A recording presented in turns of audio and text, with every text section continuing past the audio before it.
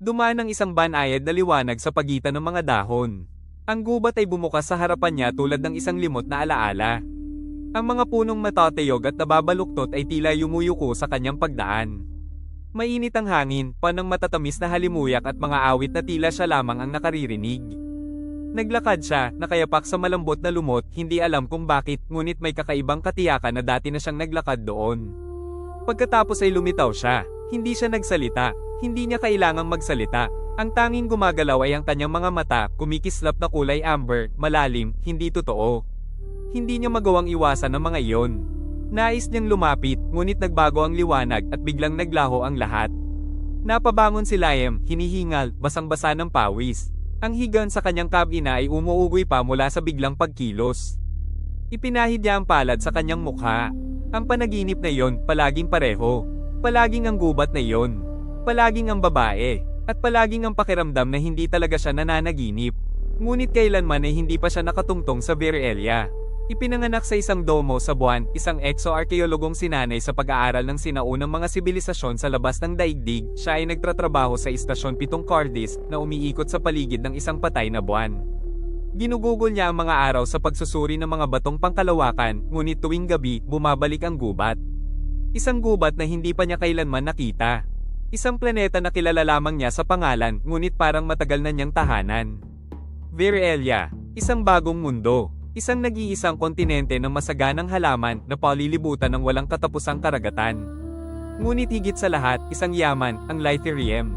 Ipinanganak mula sa mga katawan ng mga Diyos na nililikha ng mga tao sa pamamagitan ng kanilang pananalig. Mula ng masupil ng medisina ang katawan, ang tanging pumapatay na lamang ay ang pagkasira ng isipan. Ang mental na pagtanda, binago ng Lythirium ang lahat. Wala ng katapusan, wala ng pagtanda. Hanggat kaya mong magbayad. Ngunit hindi kayamanan ang pinapangarap ni Liam. Ni hindi rin karangalan sa agham. Pinapangarap niya ang isang lupang tila dati na niyang kilala. At kung minsan, bago siya magising, may nakakagambalang pakiramdam siya na hindi siya ang nananaginip tungkol sa planeta, kundi ang planeta mismo ang nananaginip tungkol sa kanya. Walang laman ng kafeterya, nilulunod ng maputlang ilaw ng mga neon. Mag-isa sa kanyang mesa, dahan-daang kumakain si Liam ng maligamgam na rasyong gawa sa sintetikong protina, nakatitig sa ekranong nakasabit sa pader. Sa Bistream News, isang mainit na tinig ang nagbabalita ng pangyayari, kinumpirma ng kumpanyang Mythogenia ang tagumpay ng isang banal na inkubasyon. Matapos ang 6 na taon ng digital na gestasayon, ang kanilang online na kultong AI, si Clarity, ay nakalikha ng sapat na pananampalataya upang magluwal ng isang Diyos. Isang dambuhalang nilalang na liwanag ang lumitaw mula sa gubat ng Virelia sa isang node of calling na matatagpuan sa timog ng bangin ng Obero. Nakangiting sabi ng tagapagbalita, sa inyong pananampalataya, isinilang si Auntie Rios. Salamat sa aming mga premium na mananampalataya. Ang inyong mga Lythirium credit ay ipapadala sa loob ng 24 na oras. Kaluwalhatian sa inyo. Sa ekran, dahan-daang bumangon ng isang napakalaking anyo sa ibabaw ng kumikislap na kanopya. May mga katangiang Griego ang Diyos, tila hango sa mga lumang alamat. Isang sintetikong kagandahan, mas inukit ng kalkulasyon kaysa ng katotohanan. 70 taon na ang nakalipas mula nang matuklasan ng mga unang tao ang Virelia sa di sinasadyang pagkakataon. Sa mga gubat nito, natagpuan nila ang mga dambuhalang estatwa, sina Zeus, Vishnu, Odin, inuukit sa bato na parang mga peklat ng isang mundong hindi kailanman nakakita ng sangkatauhan. Hanggang sa isang araw, may Diyos na bumangon. Buhay. Isinilang mula sa isang kusang kulto na nabuo sa daigdig. Isang pagkakataon lamang, sabi nila noon. Isang pagkakamali, hanggang sa siya ay mamatay at ang kanyang katawan ay naging purong Lythirium, isang sangkap na kayang panatilihing malinaw ang diwa ng tao sa loob ng mga siglo. Mula noon, ang pananampalataya ay naging isang industriya. Tahimik na pinanood ni Liam ang lahat. Sa mismong sandali na ang ulo ng Diyos ay umangat mula sa ulap, lumaki ang kanyang mga mata. Isang sigaw, o marahil isang pag-ugong. May isang bagay sa liwanag na kumiskis, isang malalim na pighati, tahimik, ngunit napakalawak na parang ang mismong kapanganakan ay isang punit ng mundo. Walang ibang nakapansin. Ngunit si Liam, naramdaman niya iyon. At tiyak siya, ang sakit na iyon ay nagmula sa mismong planeta ng Virelia. May isang bahagi sa kanya na nakaalam yun, walang patunay, walang dahilan. Hanggat maaalala niya, palagi niyang naramdaman ang ugnayang iyon na para bang siya ay tinatawag ng mundo. Ang hugis ay nakahandusay, dambuhala, sa puso ng kagubatan. Isang higanteng nakahiga, tila naging bato, at sa mga napakalalaking katangian nito ay nakaukit pa rin ang dalamhati ng huling hininga. Sa paligid niya, ang mga halaman ay naninilaw, parang sinunog ng karahasang bumagsak sa kanya. Isa lamang siyang alamat, isang mito na isinilang sa daigdig. Isang mesiyas na digital, anak ng isang viral na kulto at ng isang propetikong AI. Sa loob ng maraming taon, milyon-milyong tao ang nanalangin sa kanyang pangalan, nangarap sa kanyang pagdating, at ibinuhos ang kanilang pananampalataya sa kanya. At sa paraang walang sino man ang tunay na nakauunawa, ang tambak na paniniwalang iyon ay sapat upang hilahin siya mula sa kawalan. Nagkatawang tao siya rito, sa Virelia, sa loob ng isang node of summoning, isang lugar na hanggang ngayon ay hindi maipaliwanag, kung saan tila nagkakaroon ng pisikal na anyo ang damdaming pantao. 70 taon na ang nakalipas mula nang unang mapagmasdan ng ganitong kababalaghan. Mula noon, walang tigil na sinisikap ng mga siyentipiko na maipaliwanag ito. Walang formula ang kayang ipakita ang ugnayan sa pagitan ng kolektibong imahinasyon at ng bagong anyong materya. Ngunit naroon ang katotohanan, kapag sapat na karaming tao sa daigdig ang taimtim na naniniwala sa isang bagay, ito ay nagkakaroon ng anyo rito, sa Virelia. Hindi isang metapora, hindi isang pangitain. Isang tunay na realidad, malawak at nakamamatay. Sapagkat ang mga Diyos na ito ay hindi nagtatagal ng buhay. Sobrang marupok, sobrang nakatali sa mga silakbo ng damdamin ng tao. At sa kanilang kamatayan, ang kanilang laman ay nagiging Lytherium, isang mahalagang material na tanging Virelia lamang ang nakagagawa. Sa paligid ng bangkay, abala na ang mga makina, hinuhukay ang hilaw na mineral. Ang Lytherium, kapag nilinis, ay may kakayahang pabagalin ang pagtanda ng utak. Dahil dito, hindi na namamatay ang sangkatauhan mula sa loob. Sa kailaliman ng istasyon, habang umuugong ang mga makina at walang katapusang nagbibilang ang mga screen, pinagmamasdan ni Liam ang mga imahe ng gubat na winasak ng mga drill ng isang dambuhalang nilalang na bumagsak sa isang esmeraldang dambana. Tahimik na pinanood ni Liam ang mga imahe, nag-iisa sa kanyang mesa. Alam na niya ang katapusan ng video. Ang gubat na wasak, ang komentaryong korporatibo. Ang pangako ng gantimpala para sa mga naniniwala. Isinara niya ang terminal. Dumulas ang tingin niya sa nakabukas ng form. Isang misyon pang-agham ang naghahanap ng tekniko para sa isang base sa hilagang silangan ng Virelia. Delikadong rehiyon. Mahirap puntahan. Kaunti ang gustong sumubok. Napabuntong hininga siya. Pagdaka, nang hindi nag-alinlangan, pinindot niya ang ipadala. Muli, hindi iyon ang unang beses. Ngunit sa pagkakataong ito, naramdaman niya, magiging iba ang lahat. Bumabalik siya, lagi, sa parehong sandali. Kapag nagiging katahimikan ng istasyon at humihinto ang panginginig ng malamig na mga pader. Naglalakad siya sa isang gubat na hindi kailanman nadaanan ni Liam. Hindi siya nagsasalita, pabulong lamang siyang umaawit ng Liam. Ang kanyang mga mata, kulay mapusyaw na ambar, ay tila tumatagos sa belo ng mga daigdig. Nagigising si Liam, habol ang hininga. Lagi sa parehong punto, sa sandaling inaabot niya ito, naglalaho siya. Binubuksan niya ang pangunahing screen. Pinagpapalit niya ang mga channel ng balita hanggang sa may isang tagpo na pumihil sa kanya. Isang unvel, live, kamangha-mangha. Isang dambuhalang medos ang lumulutang sa itaas na hamog ng Virelia. Bawat pintig nito ay nagpapalabas ng banayad na liwanag, halos malungkot.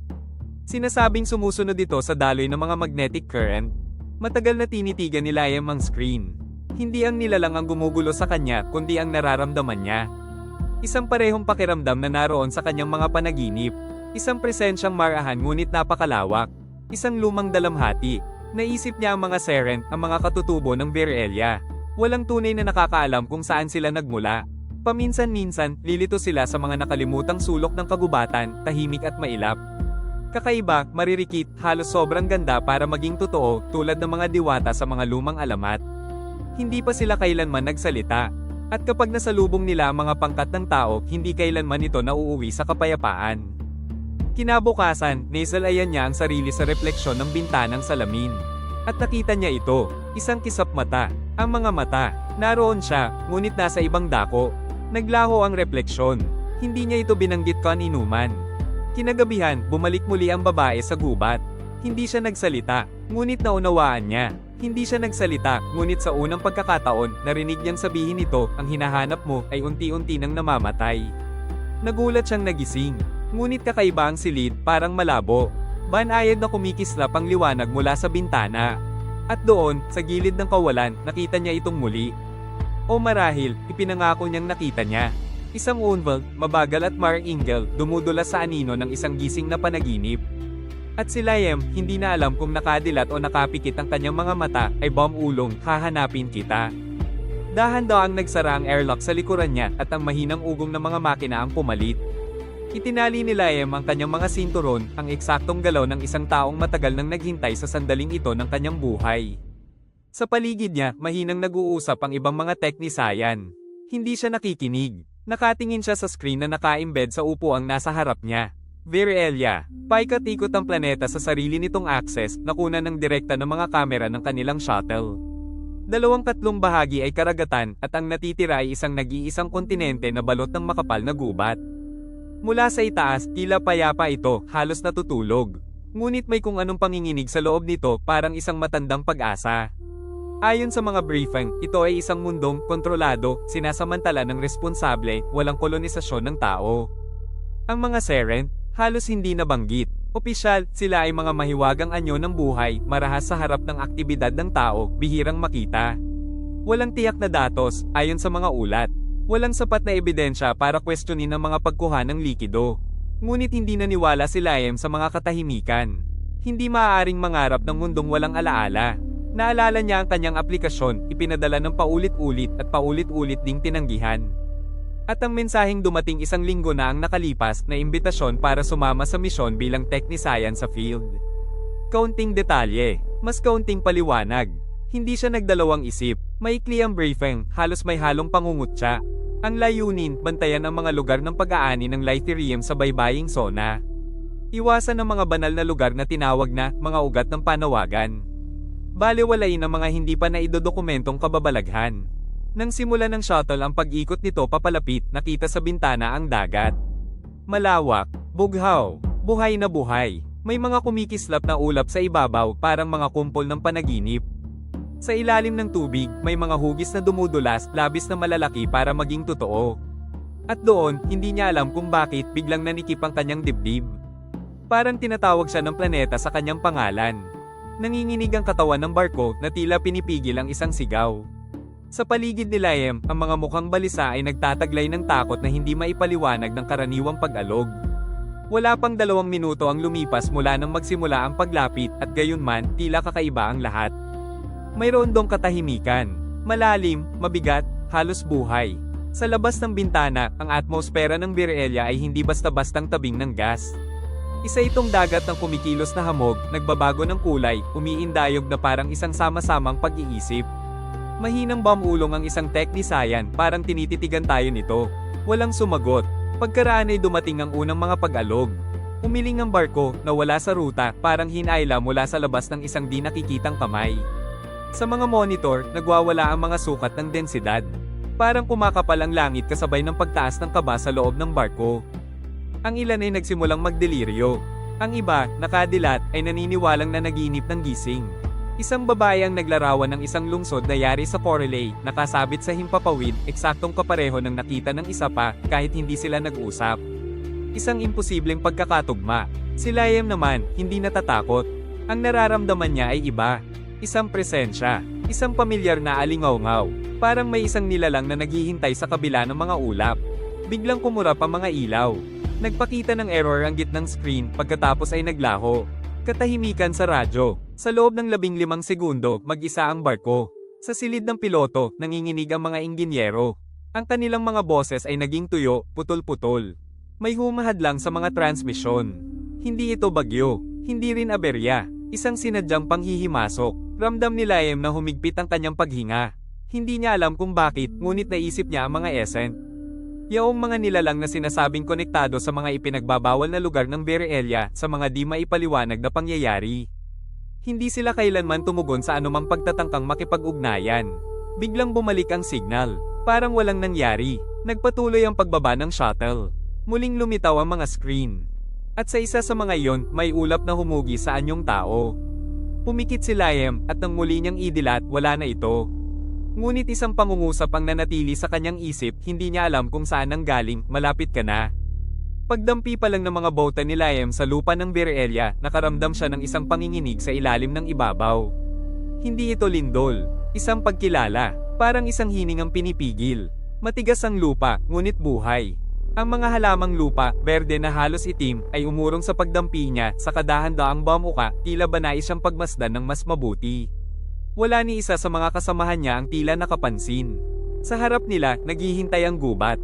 Malawak, mamasa-masa, puno ng mga alingaw-ngaw na hindi pa naririnig.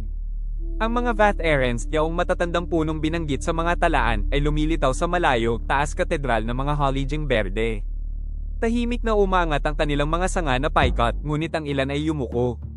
Bahagya lang, patungo lamang sa kanya. Isang teknisayan ang nagsabi, kakaiba kung paano nagbabago ang liwanag sa paligid mo. Hindi sumagot si Liam. Sa ikatlong araw, lumitaw ang unang mga anomalya. 2 sandang panggalugad ang nawala.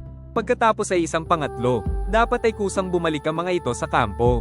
Ngunit wala, parang nilamon ng gubat. Walang ingay, walang bakas. May ilan na nagsabing sira ang mga iyon. May iba namang nagbubulong ng sabutahe. Ngunit walang naglakas loob na sabihin ang iniisip ng lahat, may isang bagay sa kagubatang iyon na ayaw silang papasukin. Gabi iyon, habang lumalayo si Liam mula sa kampo, nakita niya ito.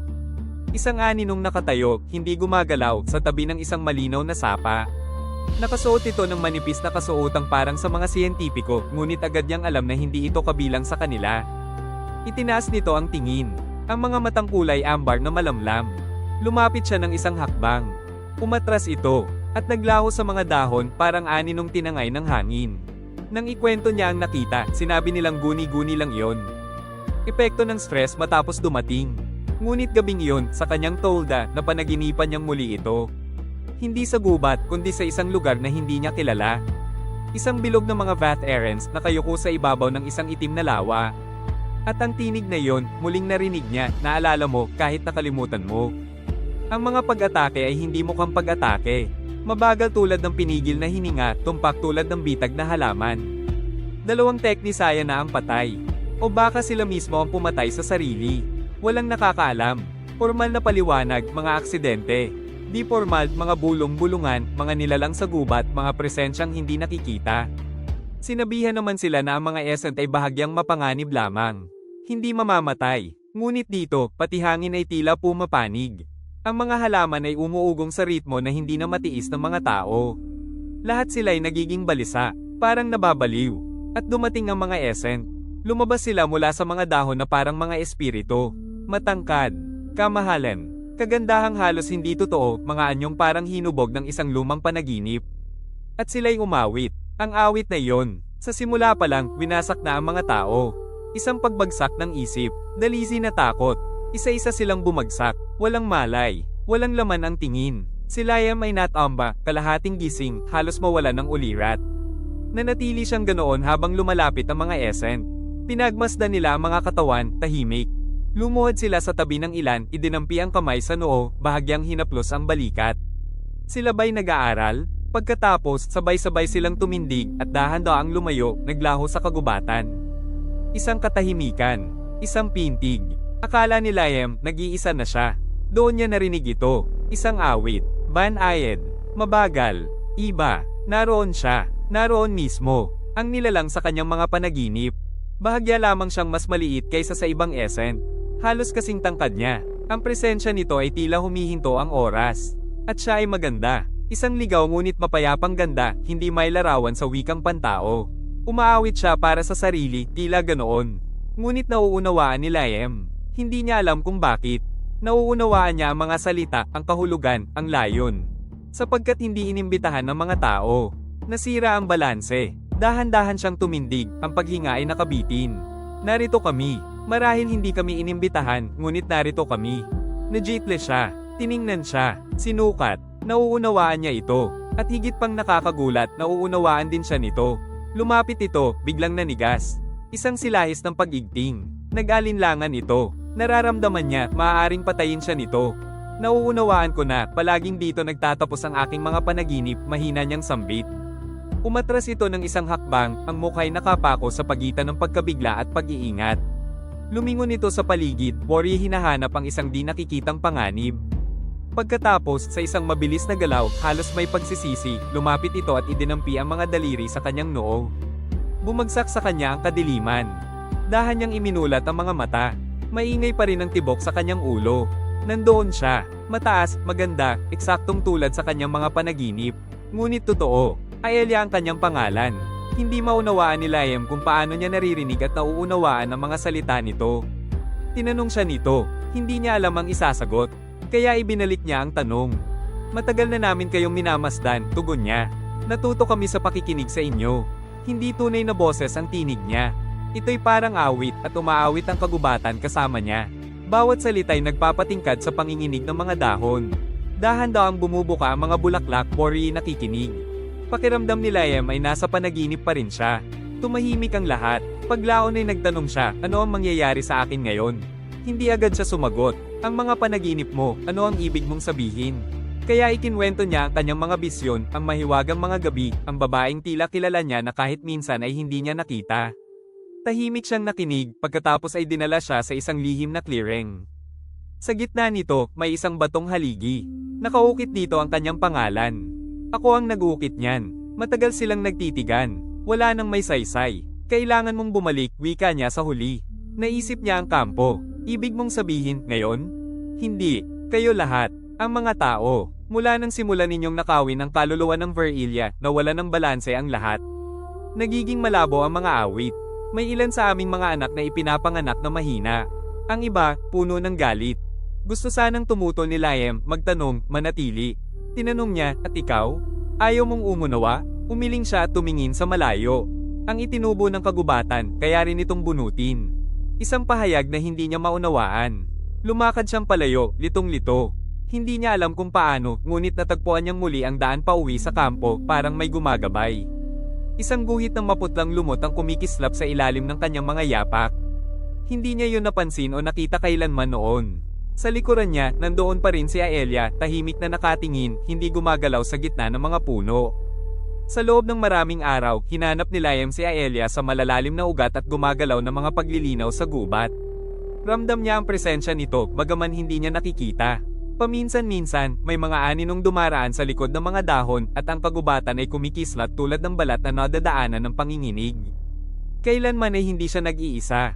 Isang gabi, habang dahan-dahan namamatay ang liwanag sa kalangitan ng Verelia, muling nagpakita siya. Wala muna siyang sinabi. Paglaon, halos pabulong, winika niya, naalala kita. Tumingin si Liam, nanginginig.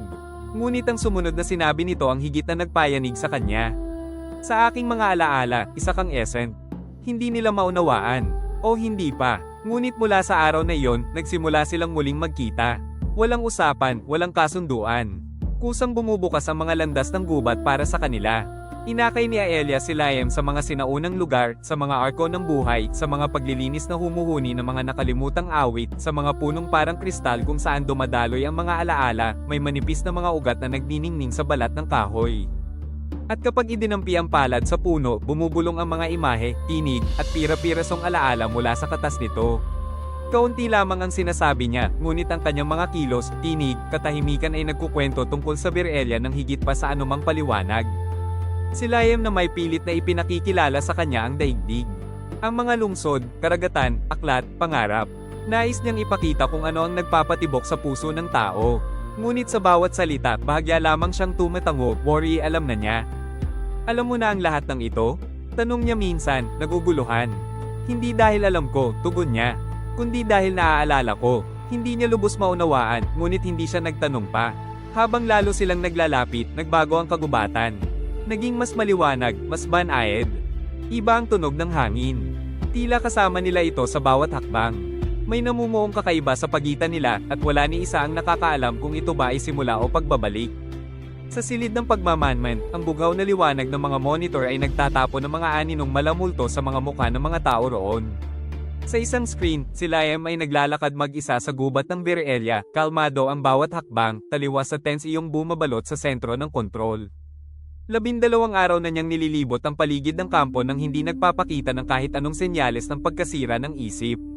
Habang ang ibang tekniko'y nakikipag-usap sa wala, nanginginig, o bumabagsak sa loob ng kanilang isipan, siya'y payapa. Masyadong payapa. Si Dr. Reed, payat at hindi mabasa ang mukha, ay pinag-aaralan ng mga datos biometriko, walang kakaiba. Pantay ang pulso. Maayos ang galaw ng utak. Wala ni Katie ting na sintomas ng mga hallucination na karaniwan sa iba. Sa paligid niya, mga tekniko at sundalo. Opisyal na siyentipikong misyon ng kampo.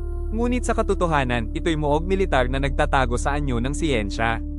Ang Lythirium ay sapat na dahilan para sa anumang bantay. Isang feed video ang biglang nakahuli sa lahat. Sa isang clearing na may lumulutang na hamog, huminto si Liam. Sa harap niya, mula sa katahimikan, lumitaw ang mga Silverine. Kasing taas ng kabayo, tila hinubog sila mula sa liwanag mismo ng kagubatan. Ang balahibo, o mas tamang sabihing balahibong parang pluma, ay kumikinang sa opalo, ginto, at gabi. Sinasabing hindi sila muling yumapak sa parehong lupang dinaanan nila at kapag sila ay humihinto, tumitigil din ang mundo kasama nila. Lumapit ang pinakamalaki kay Liam. Umuga ang mga balahibo at lumabas ang malamlam na bughaw na alon na parang hiningang mabagal. Yamurong ang ulo ng nilalang. Hindi gumalaw si Liam. Ngunit sa loob ng silid, tila huminto rin si Reed. Rewind, marahang utos niya.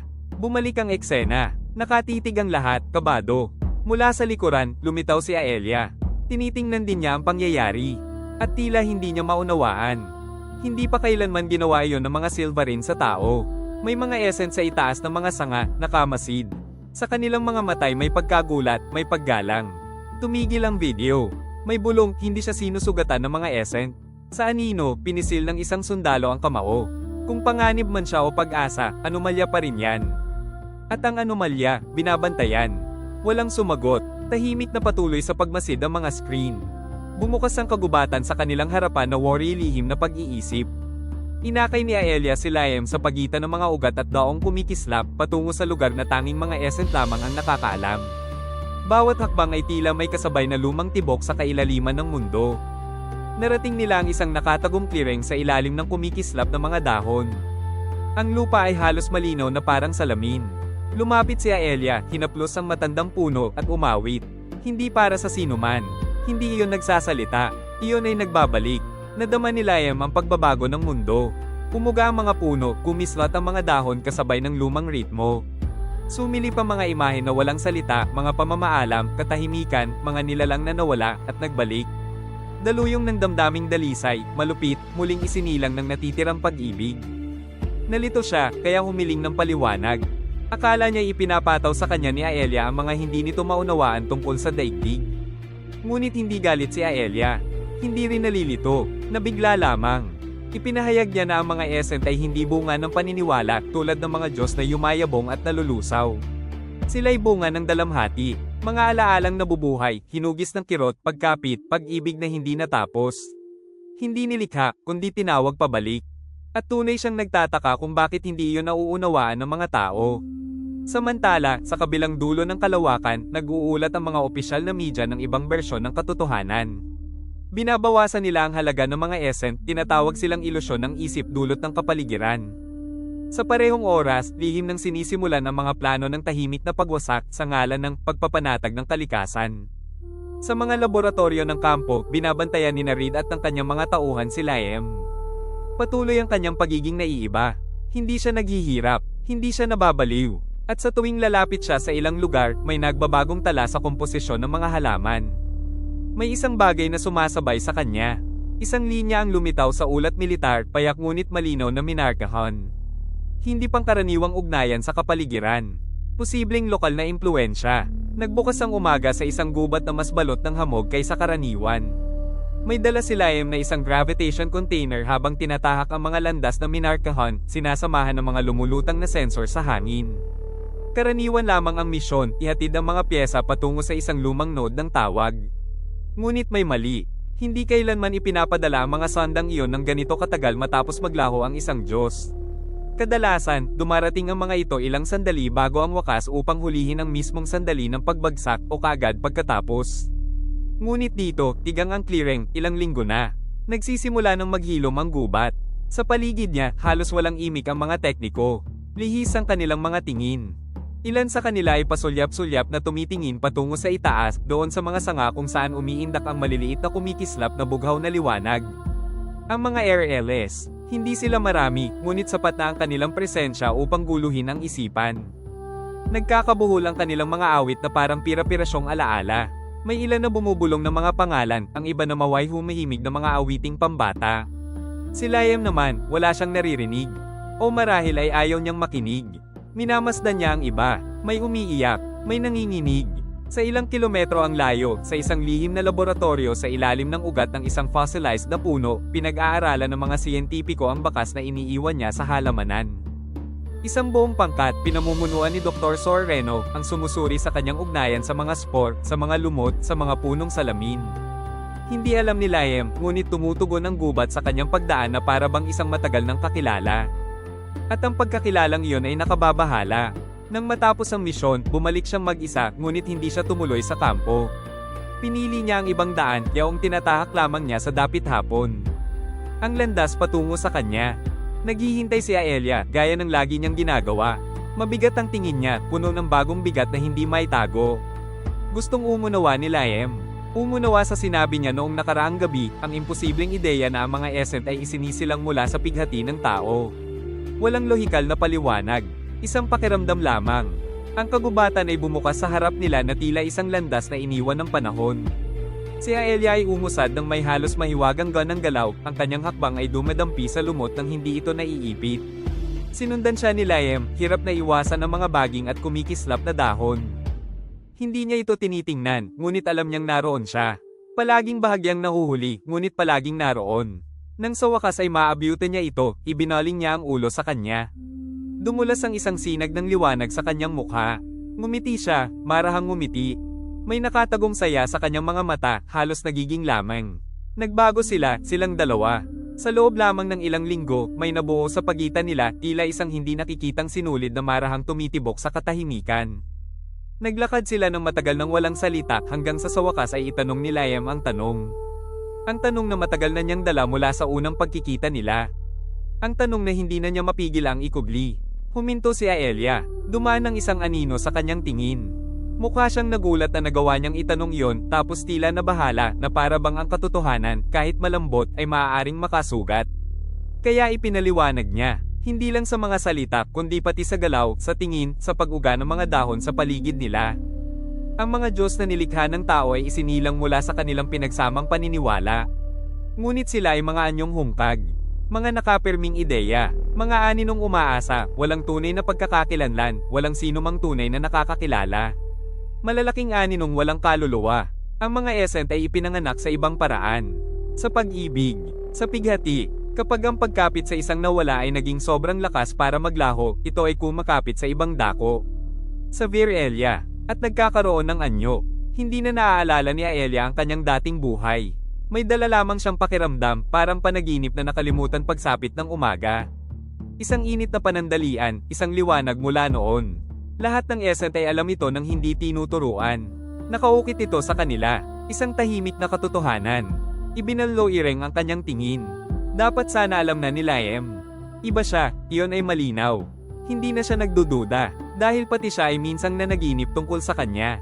At ang managinip, iyon ay isang bagay na hindi kailanman nagawa ng isang essent.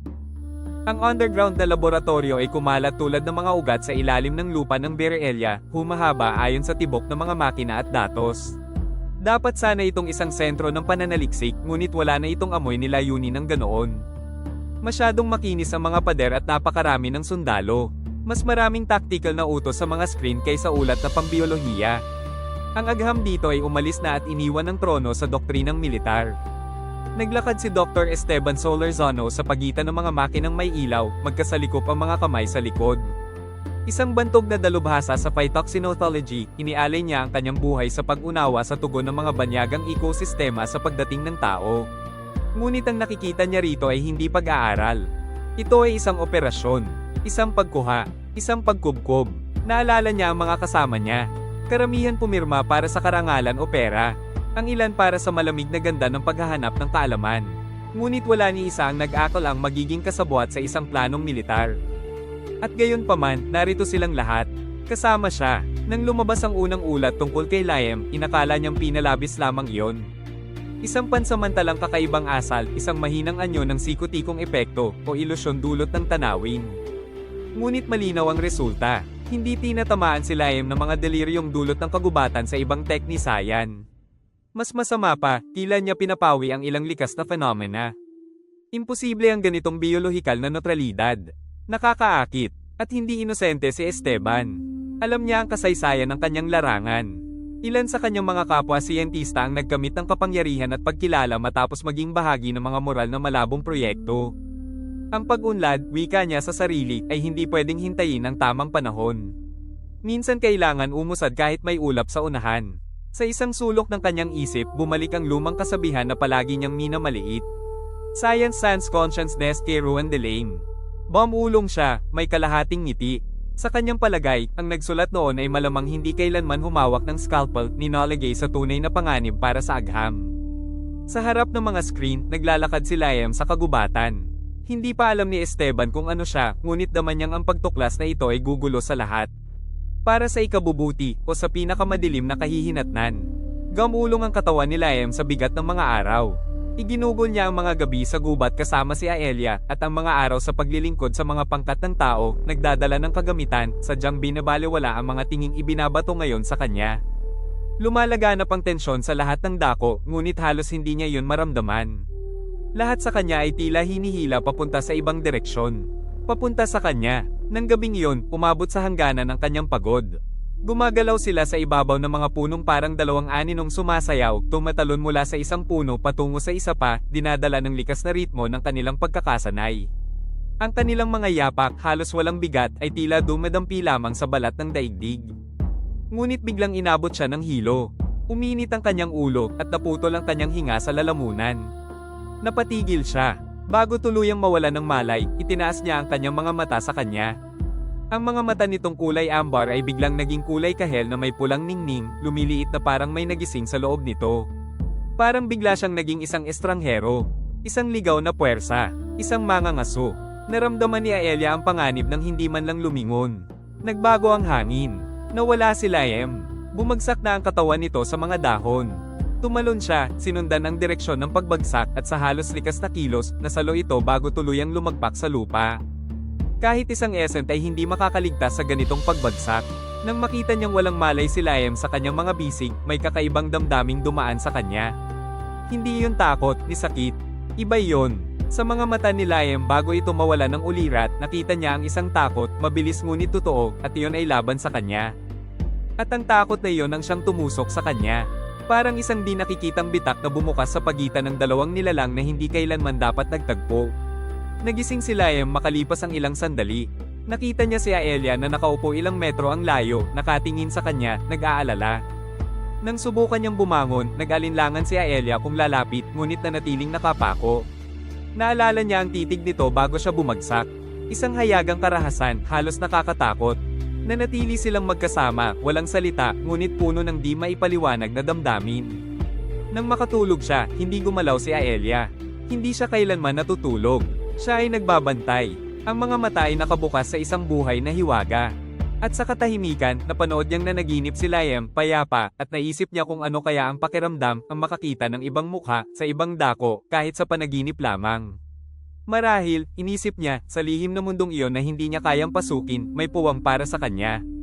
Kung hindi man siya marunong mangarap, sana man lang ay mabuhay siya sa mga panaginip nito. Papalapit sa Virelia si General Dorian Petrescu, balot ng kanyang kilalang reputasyon na malamig at walang awa. Siya ang ipinapadala ng daigdig kapag ang mga kolonya ay nagre-rebelde, kapag ang mga planeta ay tumatangging yumuko sa kapangyarihan ng tao. Sa kanyang likuran ay mga kampanyang tinatawag na napasailalim na, ngunit marami sa mga ito ay naging salaming desyerto, walang anumang buhay. Tinatawag iyon ng kanyang mga kasama na pagpapatatag, ngunit bulong ng mga tao ang tunay na salita, paglipol. Sa loob ng kanyang barko, nakikipag-ugnayan na siya kay Dr. Esteban Solorzano. Magkasama nilang sinusuri ang mga datos tungkol kay Liam, ang kakaibang nilalang na tao. Para kay Petrescu, higit pa si Liam sa isang nakaligtas. Nakikita niya rito ang posibilidad ng isang buhay na sandata, kakayahang pasukuin ang ligaw na gubat at ang mga essence na naninirahan dito. Para sa kanya, ang Virelia ay hindi misteryong dapat unawain, kundi mundong dapat pasunurin. Samantala, nagising si Liam, nagulat ng matuklasang hindi siya nasa lupa kundi nasa pagitan ng dalawang dambuhalang sanga, 50 metro ang taas. Una itong pagkakataon na natulog siya sa labas ng base, at iyon ay parehong nakakabahala at nakamamangha. Katabi niya, pinagmamasdan siya ni Aelia, may kakaibang ngiti sa mukha. Sa buong gabi, napanood niya itong nanaginip, na mangha sa kababalaghan ng panaginip, bagay na di kilala ng mga essence, ang katawan ay payapa ngunit ang mga mata ay gumagalaw sa ilalim ng mga talukap. Nakaramdam si Liam ng kakaibang ginhawa. Nawala ang kanyang pagod, napalitan ng isang liwanag sa loob. Ngunit ang saya ay biglang napalitan ng pagkabahala nang makita niyang palubog na ang araw. Huli na siya, lubhang huli. Nababalot ng gulat, naisip niya ang kaparusahan sa kampo. Si Aelia, litong-lito, ay di maunawaan ang salitang iyon na ilang ulit na niyang narinig ngunit di pa rin maipaliwanag. Para sa kanya, ang oras ay hindi isang tali. Nang makita ang kanyang pag-aalala, inalok niyang tulungan ito. Pinahawak niya si Liam sa kanya, tinalian ang mga pulso nito ng baging at biglang tumalon sa kawalan. Napasigaw si Liam sa takot, ngunit ginabayan siya ni Aelia sa gitna ng mga sanga, mabilis at mahinahon, parang hangin. Isa iyong sayaw, isang matinding paglalakbay sa buhay na laman ng Verelia. Unti-unti, ang takot ay napalitan ng kasiyahan. Parang sumasakay sa alon, hinayaan niyang dalhin siya ng galaw ni Aelia, namamangha sa lakas at ganda nito. Pagdating nila sa gilid ng kampo, huminto si Aelia. Hingal na hingal si Liam, ngunit ngumiti. Nangako siyang babalik sa pagsapit ng gabi. Si Aelia ay tila natuwa at agad niyang nakilala ang damdaming iyon. Habang papalayo, napagtanto niyang iyon ang una nilang tunay na pagdikit. Isang kakaibang init ang bumalat sa kanya, purong saya na di niya maipaliwanag. Nagulat si Liam sa katahimikan. Nang bumalik siya sa base, inasahan niyang siya'y uusisain, ikukulong, paparusahan. Ngunit walang nangyari. Tinanggap lamang ng mga bantay ang kanyang pagbabalik na parang inaasahan na. Sa mga pasilyo, nakatagpo niya sa unang pagkakataon si Dr. Esteban Solorzano. Isang payat na lalaki, hukay ang pisngi at mga matang parang walang tigil sa pagsisid. Parang tinutunaw si Liam ng kanyang titig. Napayuko siya. Pagkaalis ni Liam, agad kinuha ni Esteban ang terminal at tinawagan si General Petrescu. Buhay si Liam matapos ang isang buong gabi sa gubat, bagay na dapat ay imposible. Hindi agad sumagot ang general. Ang kanyang mga mata ay nakatutok sa hologram ng mapa ng base, napapalibutan ng isang artipisyal na clearing na 400 metro ang lawak, sa pilitang winasak mula sa buhay na gubat. Araw-araw nila itong nililinis, ngunit sa loob lamang ng 24 na oras, muling tumutubo ang lahat. Hindi ang parehong mga puno. Hindi ang mga matandang veteran. Bagkus, mga bagong nilalang, mas mabilis lumago, mas mabangis. 30 metro ang taas sa isang gabi. At kasama nila, may bagong mga hayop. Mas mabangis, mas malamig. Ipinaliwanag ni Esteban na nawawala ang signal ng mga sensor tuwing pumapasok si Liam sa loob ng gubat malapit sa mga node ng tawag. Nagiging hindi siya matunton kahit ng mga satellite. Ngunit sa hangganan, tila humihinto ang gubat. Parang nawawala ang buhay. Tumitigil ang mga alon sa lupa at lumalayo ang mga awit.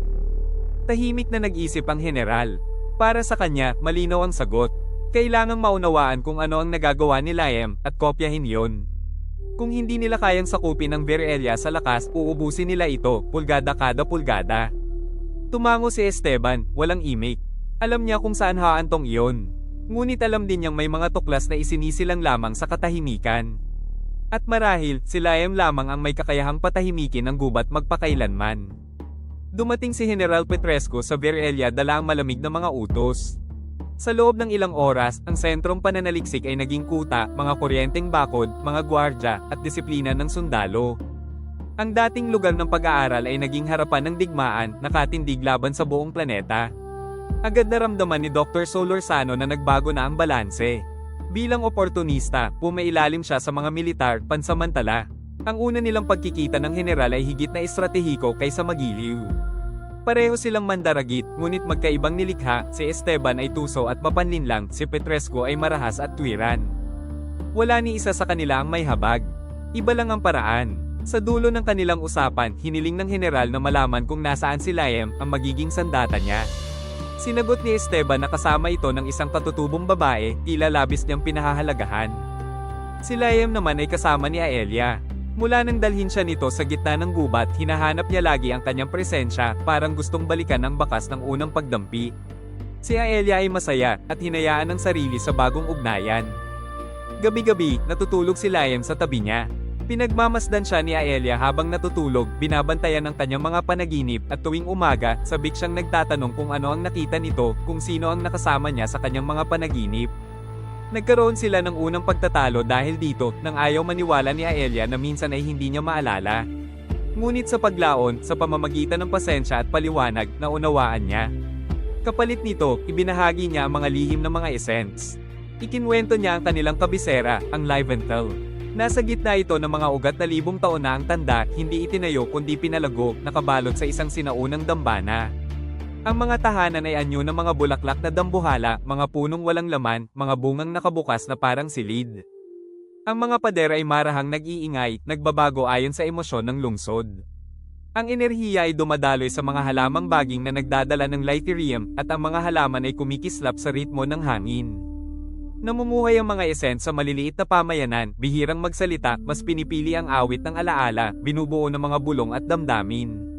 Sa gitna nito ay nakatindig si Iloa, ang puno ng diwa, na ang mga sanga ay may nakatagong mga mukha ng nakalimutan. Habang ibinubunyag ni Aelia ang mga lihim na ito, ang kanilang mga sandali ay nagiging mas malapit, mas malambing. Sa pagitan ng kanilang mga katahimikan, tumubo ang isang ugnayang bago, mahina pa, ngunit nakalalasing na.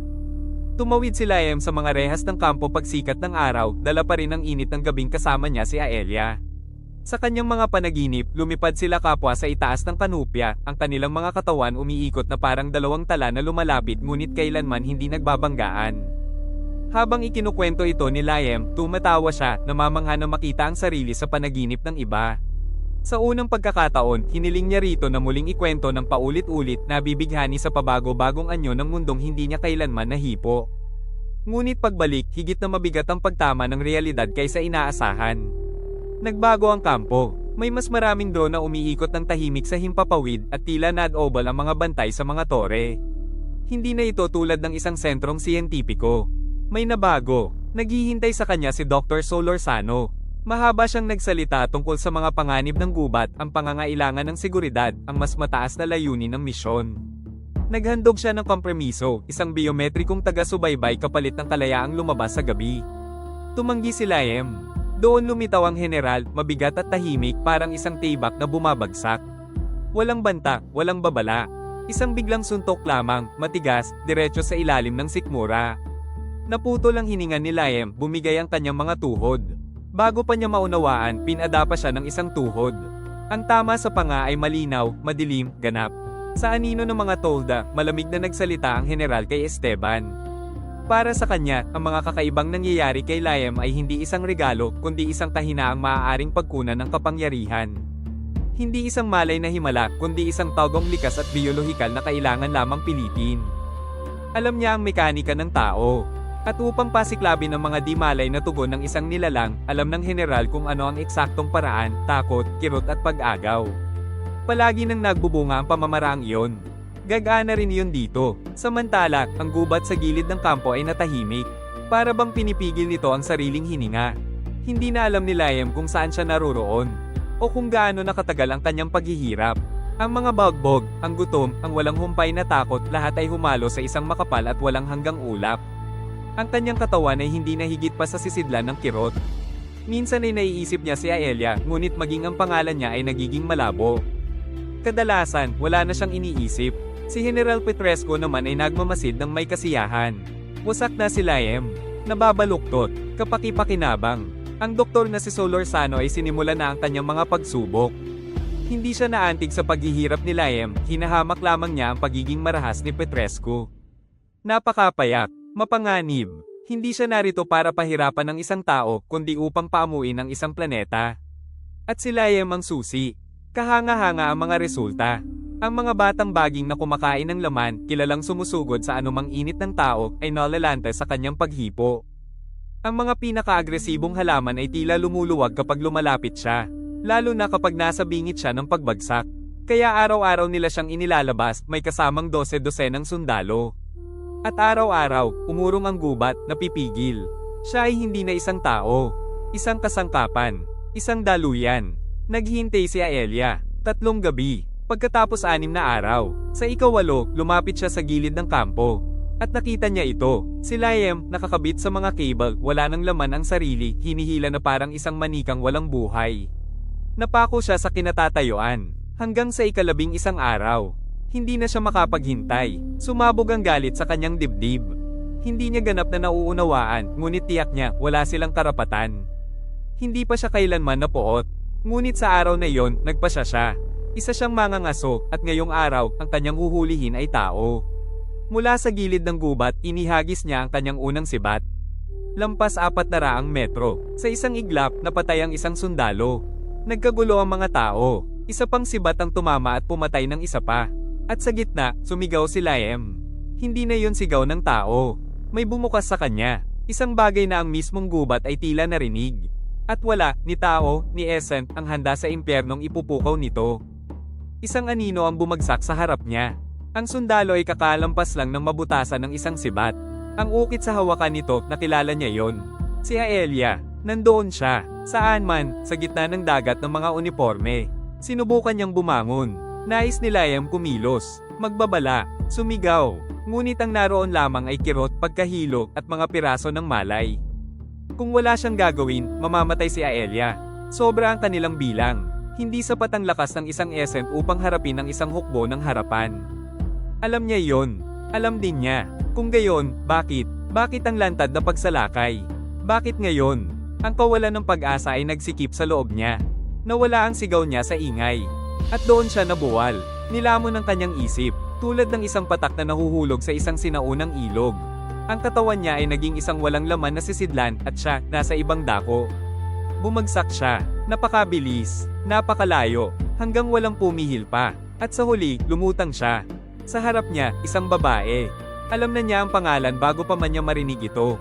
Aoife O'Sullivan, ang kanyang ina. Ulila siya, hindi niya kilala ang babae, ngunit pamilyar. Hindi na ito buhay, ngunit naroon, nakatayo, bata pa, bagong dating sa Virelia. Pinili ng isang relihiyosong iya, ipinadala dito upang pahabain ng ilang sandali ang buhay ng isang naghihingalong Diyos. At nakita niya si Anges, ang Diyos ng mga panaginip. Napakalaki, Mare-Ingel, tapos unti-unting namamatay. At isang lihim, nakabaon sa puso ng paghihingalo ng Diyos. Hindi na siya sinasamba ng ina niya. Minahal niya ito, hindi bilang isang alamat kundi bilang isang nilalang. Sapat ang pag-ibig na iyon upang yumanig ang batas. Upang pilitin si Virelia na tumugon dito. Upang magbigay buhay sa isang bata. Isang anak, si Liam. Bumalik siya sa sarili sa isang biglang hininga. May nagbago. Kilala siya ni Virelia. At kilala na rin niya ito. Sa paligid niya, kaguluhan. Mga sigaw, mga putok, mga katawan. At si Aelia, dumating na parang kidlat. Ang kanyang mga pulang mata, ang kanyang nakamamatay na biyaya. Inakay niya ito sa kanyang likod, ang sariwang dugo ng mga sundalo ay kumikintab pa sa paligid nila. Tumakbo sila papunta sa gubat. Ngunit hindi umurong ang mga militar. Hinabol nila ang dalawa, naniniwalang sila pa rin ang may kapangyarihan. At nang tawirin nila ang hangganan, nakataas ang mga armas, doon nila naunawaan ng huli na ang lahat. Hindi na isang Essent ang kanilang kalaban. Ang mismong planeta ang nagising. At hindi ito maawin. Tumakbo sina Liam at Aelia sa gitna ng artipisyal na clearing, lumalayo sa base ng mga tao, ang kanilang mga katawan sugatan at pagod. Si Aelia, nanghihina, hirap ng sumabay. Maaari sana siyang tumakas mag-isa, maglaho sa mga anino ng gubat. Ngunit hindi niya ito iniwan. Umangat ang kanyang awit sa huling pagkakataon, marupok, sinusubukang pigilan ang mga umaatake. Ngunit napakalayo na nila at masyadong handa. Ang mga bantay na tao, mahusay at disiplinado, ay nagpapasikip ng kanilang bilog. Nakataas ang kanilang armas, malinaw ang mga utos. Hulihin si Liam ng buhay, hindi mahalaga ang iba. Si Aelia ay isang pangalawang target. Isang balakid. Naghahanda na silang umatake, ngunit biglang sumambulat ang unos ng mga sibat sa ere. Bumagsak ang unang mga hanay sa magulong pagdanak ng dugo. Ang mga mandirigmang Essent, mabilis at nakakikilabot na mga anino, ay lumitaw mula sa gilid ng kagubatan, wariin ang galing sa mismong mga puno. Ang awit ni Aelia ang naging panawagan. At narinig nila, ngunit maikli ang pag-asa. Isang hovercraft ang bumulaga sa isang hiyaw, tinamaan si Aelia ng buong lakas. Naipagpag siya palayo kay Liam. Mabilis na dumagsa ang mga sundalo sa kanya, handang ibalik siya sa sentro. At noon bamuka ang lupa. Gumalaw ang mga ugat, iniunat ng mga batang puno ang kanilang mga sanga. Nabuhay ang mga halaman, tila nilukuban ng isang matandang galit at malay. Ang mga bantay ay nalamon, nadurog, nasakal, nilamon ng mga bisig ng halamang Virelia. Matagal nang naghihintay ang gubat. Ngayon ito tumutugon sa pananakop ng tao. Nang tumahimik ang lahat, wala nang natitirang tao sa gilid ng kagubatan. Mga bangkay lamang na nakabaon sa lupa. Nakatingkayad si Liam, tuliro, sa puso ng karumal-dumal. Sa paligid niya, lumabas mula sa kagubatan ang mga mandirigmang Essent. Hindi sila nagsalita, tinitingnan lang siya. Bumangon si Aelia, nanginginig pa. Naitampok sa kanya ang nakikita ng iba. Ang ipinapahayag ng kanilang mga mata. Hindi iyon pag-ibig. Hindi. Iba ito, mas delikado. Isang uri ng pagdamba. At dito, sa Virelia, hindi iyon umiiral kailanman. Dahil ang pagdamba ay simula ng pagkawasak. Hindi taga Virelia si Liam, hindi niya alam ang mga tahimik na batas na nag-uugnay sa kanilang lahi. Ngunit ang mga mandirigmang Essen, alam nila. Alam nilang ang pag-ibig ay nakagugulo, ngunit ang pagsamba ay lumalamon. At gayon man, parang lumuluhod sila. Bakit nila nakakalimutan ang aral na tinuro mula kapanganakan? Bakit nila binaliwala ang pinakamatanda sa lahat ng batas? Halos 20 taong gulang pa lamang siya at lumulubog ang kanyang mga bote sa lupa na tila hindi na tunay na buhay. Ang batang sundalo ay naglalakad sa gitna ng isang sinunog na clearing, bakas ng isang digmaan na ilang buwan pa lamang ang nakalilipas ay parang isang malayong panginginig. Ipinangako sa kanya ang isang mabilis at halos madali ang misyon. Stabilization, anila. Ngunit ang stabilization ay mas kahawig ng isang kabigwang tinakpan ng abo. Ang mga puno ng Virelia na dating malalaki at umaalon ay ngayon nakahandusay na parang mga hungkag na bangkay. Hindi na gumagalaw ang flora. Nawala ang mga bulong ng mga ugat. Ang mga pananaliksik ni Dr. Solorzano na namatay sa sakuna ng base ang siyang nagbigay daan upang mapasunod ang gubat. Napayapa oo, ngunit buhay ba? Hindi. Tumakas sa mga hayop o kaya'y naglahong tila nalunod sa lupa. Ang gubat ay tila may hinihintay, isang hiningang pinipigilan. Kasama ang sundalo sa mga bagong recruit na minadaling sinanay upang palitan ng daan-daang hindi na bumabalik. Sinasabi nilang naging halimaw ang mga Essen. Isang malamaltong gerilya na hindi mahagilap. Sumusulpot sila mula sa guho, humahampas ng walang tunog, naglalaho bago pa man makaputok ang unang bala. Hindi niya alam na ang kanilang pinuno ay isang tao. Isang lalaking binabanggit lamang ng may takot. Liam. Wala siyang kamalay-malay. Wala rin siyang alam tungkol sa massacre na lumamon sa base ng siyentipiko mahigit isang taon na ang nakararaan. Sina General Petresco at Solorzano ay napatay doon, niluray ng lakas na hindi maipaliwanag ng mga opisyal na ulat. Mula noon ay wala ng linya ang digmaan. Laganap ito, walang kaayusan, walang loika. Ang sinabi lamang sa kanya ay ito, pumutok ka sa kahit anong hindi tao. Kaya nang makita niya ang maputlang silweta sa hamog, matangkad, payat, kumislat ang kanyang puso. Isang Essen. Tinuruan siya ng puot ng kanyang mga kasama na katakutan ito. Ngunit ang sumunod na lumitaw ay hindi puot na ganti. Isa itong matalim na anino, isang tahimik na paggalaw, at isang sakit na tumago sa kanyang dibdib bago pa man siya makasigaw. Bumagsak siya. At sa kanyang huling hininga, nakita niya ang isang nakatayong figura sa likod ng mandirigmang Essen. Isang lalaki, nakatayo, payapa. Isang lalaking may mga matang may dalang kalungkutan na mas matanda kaysa sa kanya. Liam. Wala itong sinasabi. Hindi kailangan. Nauunawaan ng sundalo, isang saglit bago siya maglaho, na hindi siya pinatay dahil sa puot. Namatay siya sa isang digmaang hindi niya maunawaan. Isang digmaang tila inuulwanan ng lungkot ng lalaking iyon.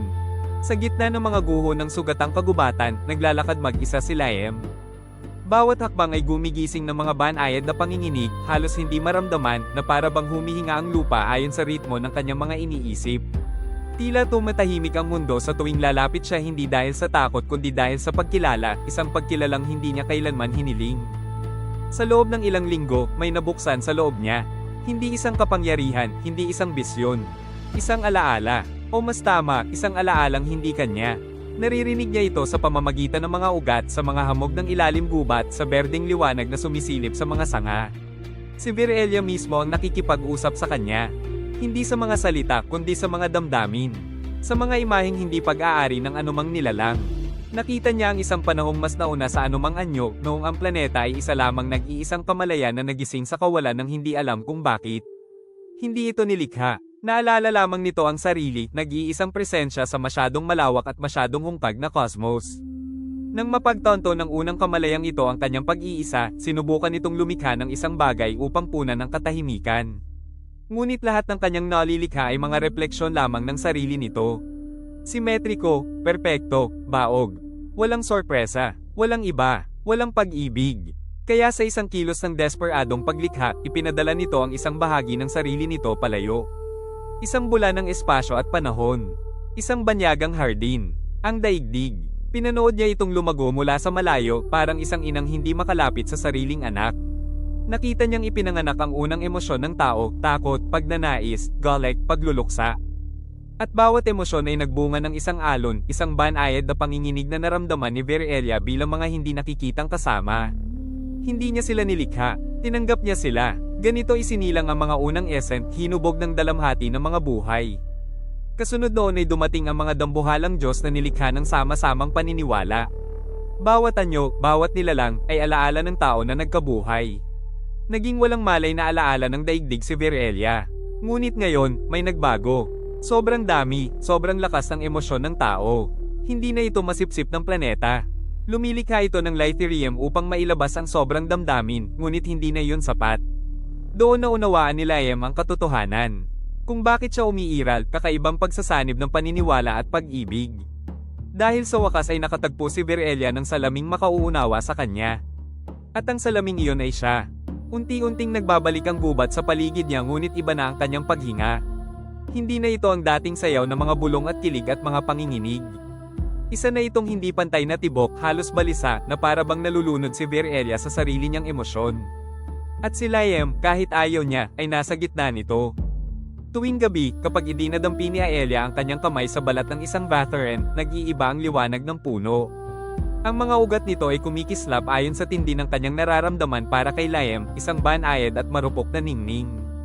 Ngunit sa tuwing lumalapit si Liam, ang liwanag ay nagkakadurog-durog, nagiging pabago-bago, sobrang liwanag o sobrang dilim, na parang pusong umaatake ng salungat sa ritmo. Unay inisip niyang nagkataon lang. Isang hindi sinasadyang impluensya. Ngunit mabilis niyang napagtanto na tumutugon ang gubat sa kanyang emosyon ng may nakapanghihilakbot na katumpakan. Ang munting pag-aalala ay nagpapayanig ng mga dahon. Ang munting lungkot ay nagpapadilim ng kalangitan. Minsang pagdaan ng galit ay sapat para mamatay ang isang buo at mayabong na halaman. At ang pag-ibig niya kay Aelia ang nagpapalitaw ng mga kababalaghang hindi pa nasaksihan ng sinuman sa mga Essen. Nag-iiba ang mga clearing kapag magkasama sila roon. May mga bagong halamang tumutubo, panandalian lamang, na tila mga alon ng kanilang tingin sa isa't isa. May mga nilalang na maningning na sumusulpot sa gilid ng kanilang paningin, masyadong marupok, masyadong panandalian, na para bang sinusubukan ng gubat na bigyang laman ang isang bagay na hindi dapat magkabuhay. Si Aelia ay tahimik na nagmamasid sa lahat ng ito, may hawak na pagkabahalang hindi niya may tatago. Ang ugnayang nagdurugtong sa kanila ay hindi isang ugnayang Essen. Hindi ito ipinanganak mula sa pagdadalamhati. Hindi ito isang alaala mula sa tao. Isa itong kakaiba, isang magkasanib na tibok. Isang nag-aapoy na disonansya. At bagaman humahanga ang gubat dito, nasasaktan din ito. Nagsisimulang magtipon ng mga essence sa paligid nila. May ilan na sinasabing biyaya si Liam.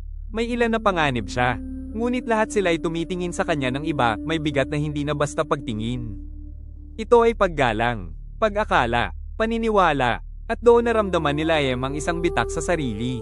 Hindi na niya pa-impress kung huminga si Virelia. Pinipisil niya ito. At sa mga mata ni Aelia, nakita niyang hindi lamang pag-ibig ang naroon.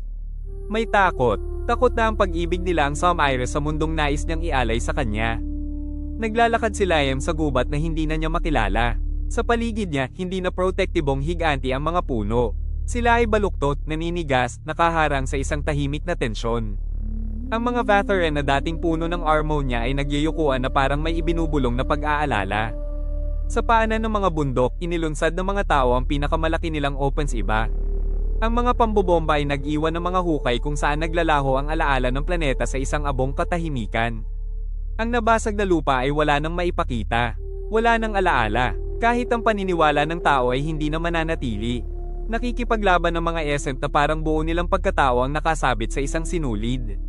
Nagtitipon sila sa mga bilog, ang kanilang mga awit ay mabigat at masakit.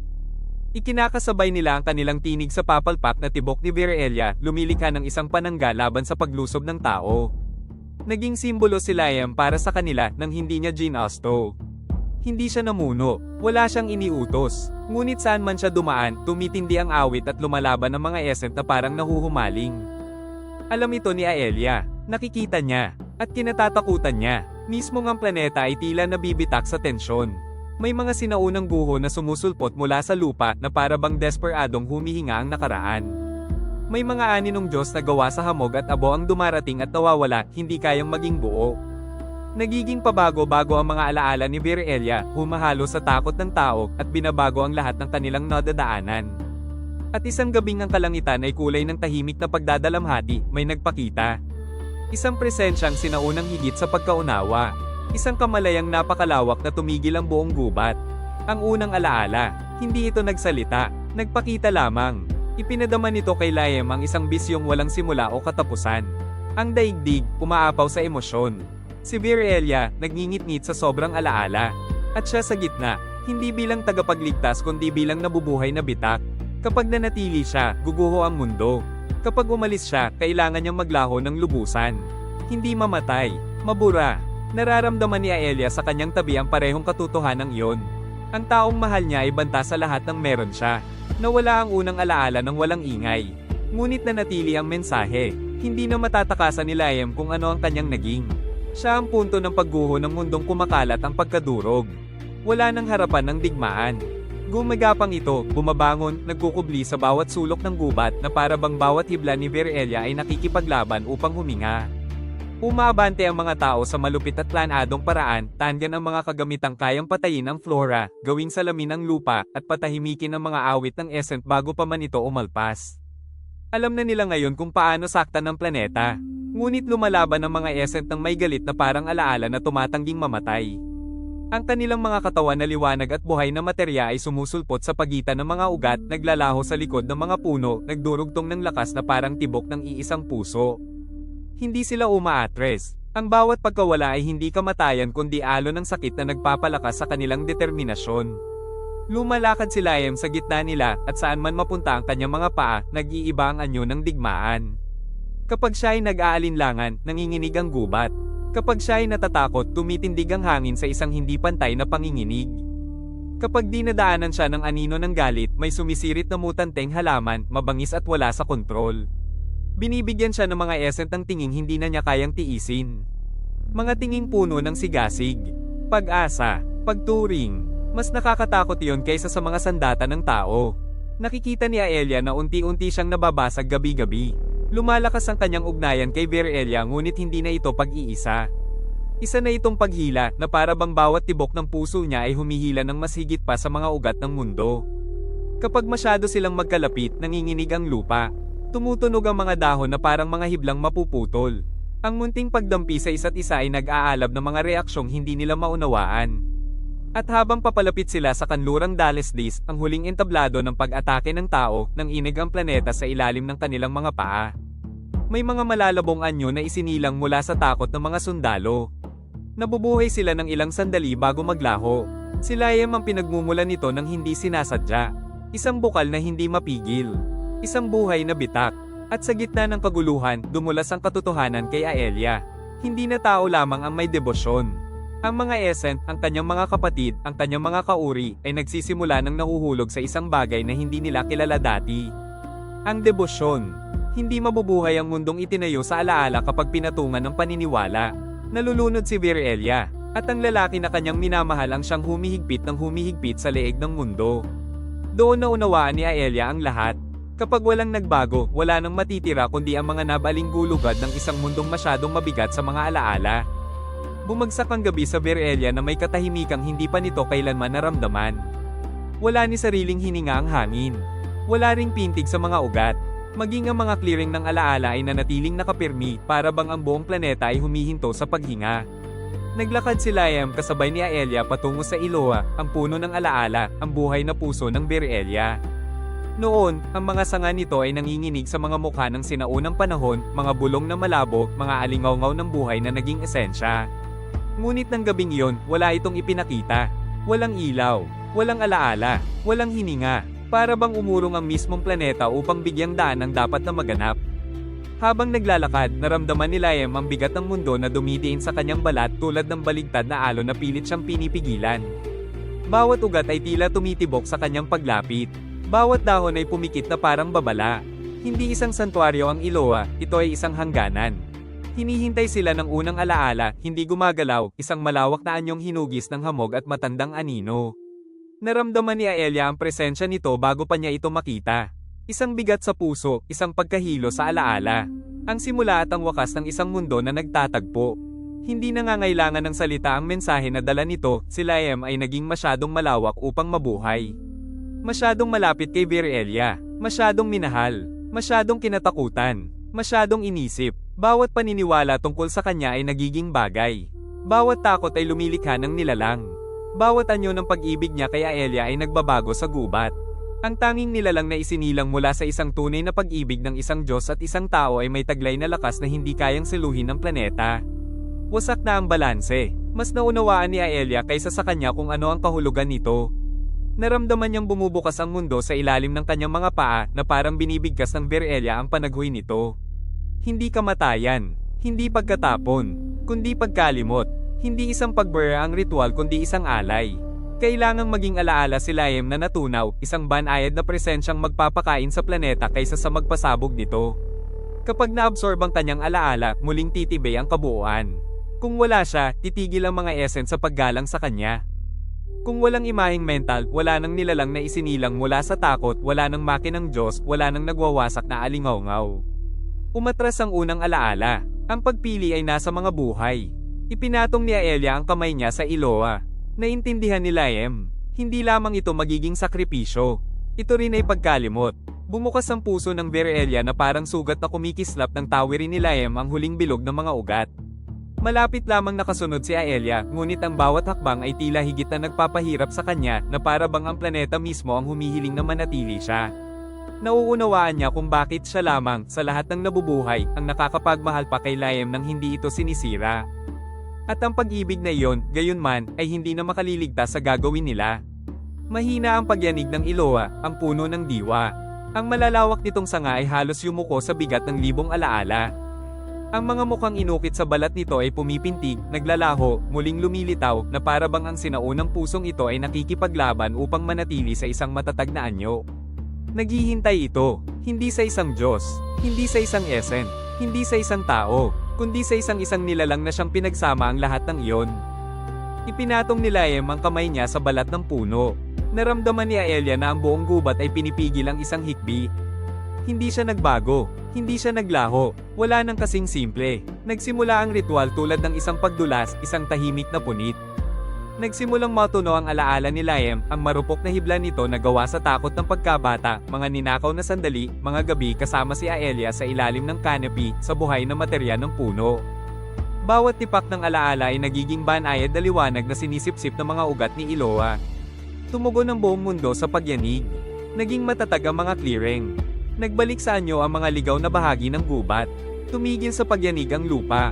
Sa unang pagkakataon sa loob ng mga linggo, nakahinga muli si Virelia. Si Aelia, nakaluhod, ay pinanood siyang mabura. Hindi ang kanyang katawan, kundi ang kanyang presensya. Ang mismong taong si Laem. Maging ang kanyang mukha ay waring kumukupas, parang panaginip na nalilimot paggising. Sa isang buntong hininga, naunawaan niyang siya lamang ang makakaalala. Mananatili ang pag-ibig niya, kahit maglaho ang pangalan at anyo nito. Dahil hindi ito ipinanganak mula sa pighati, kundi mula sa pagnanais na sobrang tao at sobrang totoo upang matuno. Nang matapos ang ritual, wala na si Laem. Hindi patay, hindi buhay. Isa na siyang ugat sa piling ng mga ugat, isang banayad na pagyanig sa hibla ng mundo, isang payapang katahimikan sa puso ng planeta. Tumigil ang mga awit ng essence. Naglaho ang mga artipisyal na Diyos. Naging walang bisa ang Lythirium, parang lumang alikabok na kumalat sa hangin. Tumayo si Aelia mag-isa sa clearing.